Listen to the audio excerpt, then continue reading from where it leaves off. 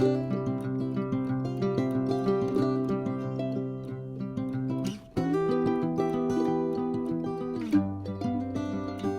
is kombucha day. If you're not familiar with kombucha, it is a fermented sweet tea full of probiotics, good for your guts. Delicious. We brew about 4 gallons every 12 to 15 days. So today I'm going to reset our kombucha and to bottle it up, what's already here, and get it flavored with our frozen fruit and ready for its second ferment. One of the first things that you have to do is make a tea concentrate. The way that you do that is you dissolve 1 cup of sugar in a couple of cups of water, maybe 3 or 4 cups of water, and you're gonna add 5 tea bags to the mix. You want your water to be pretty warm, not overly hot, about the same as you would to bloom some yeast in, so somewhere around 105 to 110 degrees. So I have 2 bowls here. Each of them has 1 cup of sugar in it. I'm gonna add 5 tea bags to each bowl. I like to tie my tea bags in a knot so it's easier to get them all out in one piece. While I wait for my water to heat up real quick. You can flavor your kombucha with absolutely anything. Our family's favorite is raspberry. Another very typical favorite around here is blueberry. Strawberry is another one that we love. You can use any kind of fruit that you want. I know people that make spicy kombucha and they'll put jalapeno in it or horseradish or something like that. We personally add some ginger to every bottle of our second ferment. Ginger is really good for you, and we personally like the flavor. So, I'm just gonna fill this up.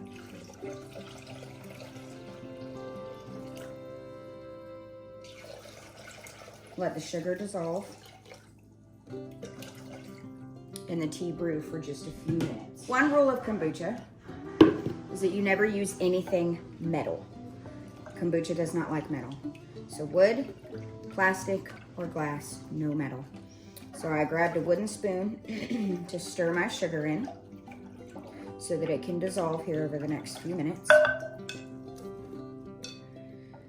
And we're gonna do this 2 times because each one of these will make 1 gallon of kombucha, and like I said, we make 4 at a time. So right next to me, I have 4 gallons that's been brewing for 13 days. Then I'll show you how I set it up, how I pour it off, bottle it, and flavor it. One of the tricks to home-brewed kombucha is carbonation.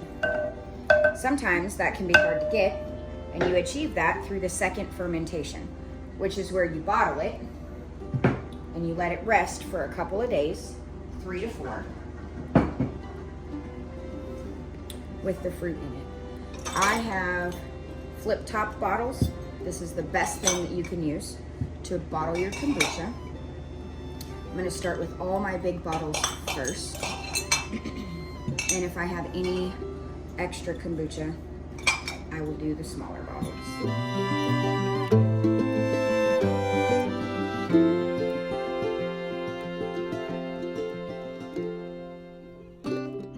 Let me show you what kombucha looks like.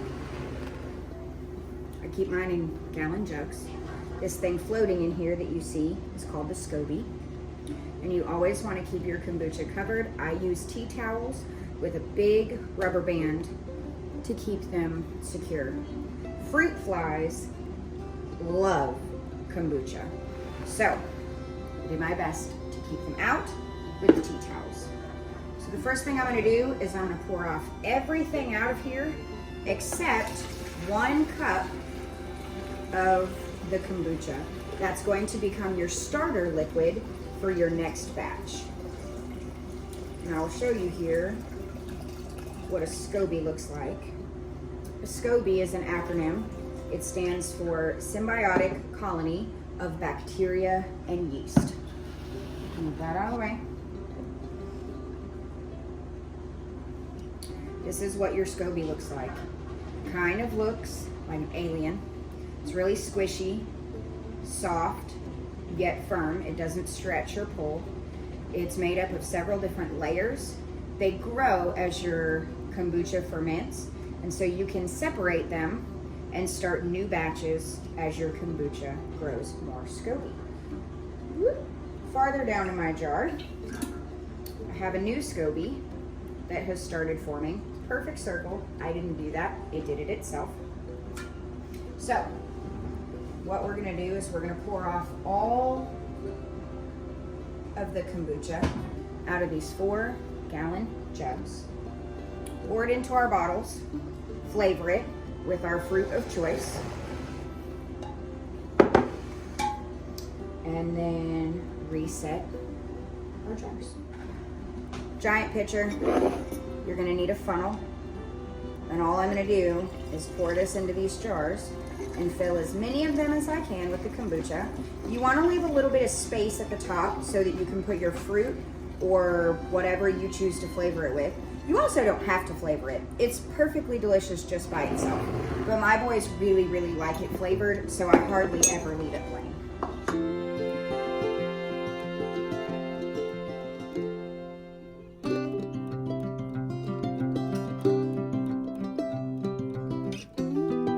Okay, so I actually had to get extra jars because I had a lot of kombucha. So now I'm going to take some frozen fruit. If you have fresh fruit, you can use that also. Does not matter really at all what you put in it. And I am just going to add the fruit.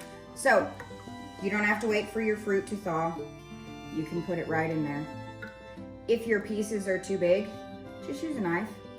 Cut them in half, not a big deal.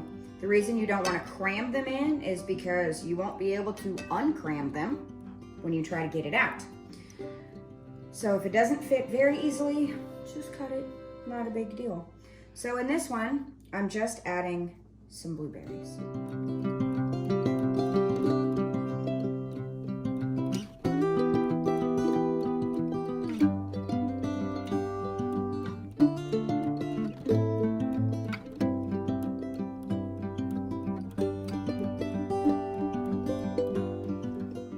All right, so I have fruit in all of these. The last thing I'm gonna put in here is some ginger.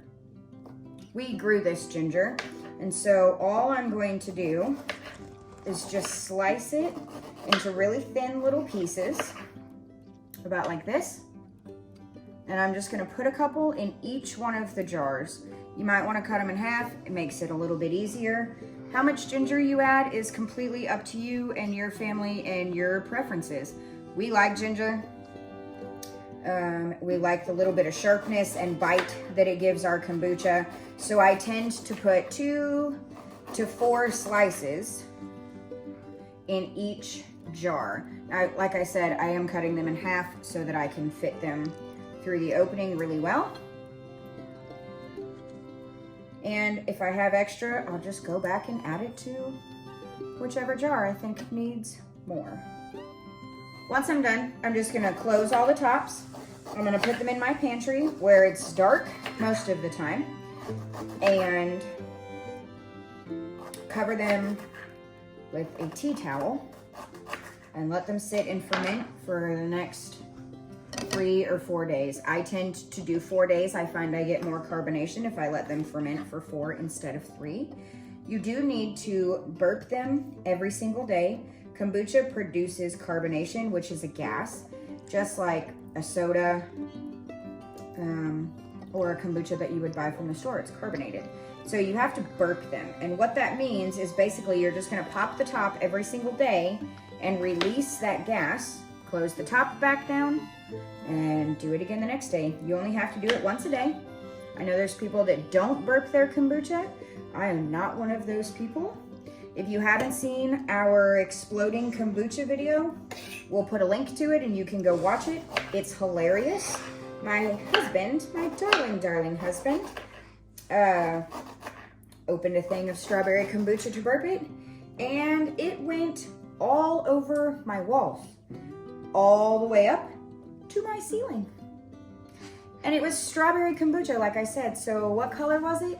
Red, which meant I now had red kombucha dripping all the way down the walls over there. Well, apparently I didn't get enough ginger, so I'm gonna have to slice up some more. Oh, darn.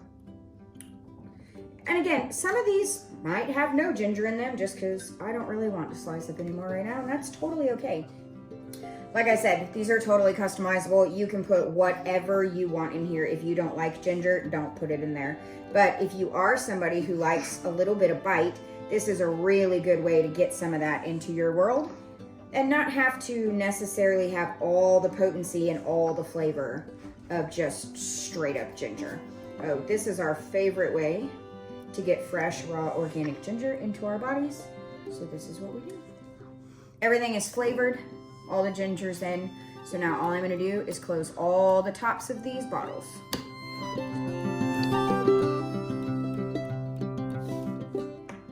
All right, so all the bottles are closed. I'm just gonna go ahead and slide them out of the way for now so that I can focus on refilling my big 1 gallon jugs with a fresh batch of kombucha. One of the things I love is how instantly some of the color changes. Anything that has raspberry or blackberry or blueberry in it pretty much turns colors immediately. One of our other favorite flavors that we've done has been elderberry. Elderberry kombucha is killer. So, all right, clean my spot up a little bit.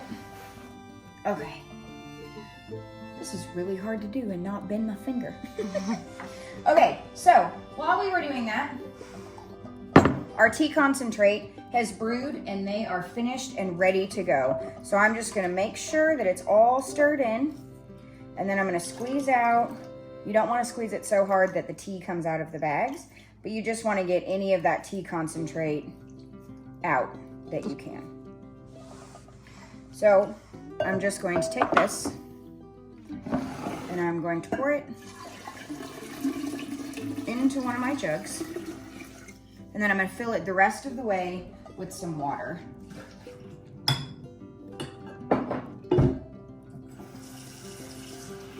Same thing for the next jar.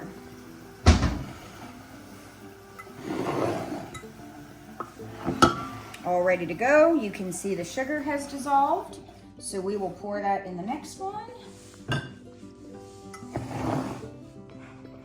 Minor trick. Did you know that if you give your liquid somewhere to pour down, that it won't run down the back of your container and spill all over your counter like my first one did? Oop, not quite enough.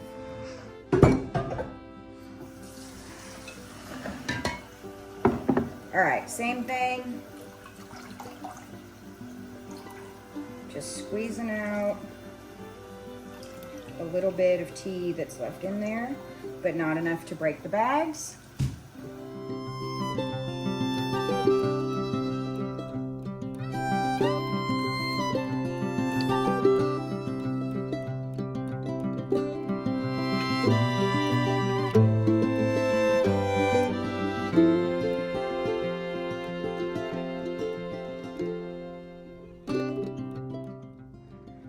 So once you have your tea concentrate back in with your SCOBY, all you're gonna do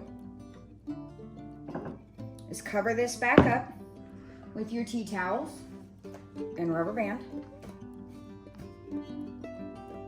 It's very, very, very important that you have something non-porous over the top of these. Fruit flies can get through coffee filters, cheesecloth, anything super porous like that. Well, I take a tea towel and I fold it over probably 5 times, and then I just put it on with a rubber band.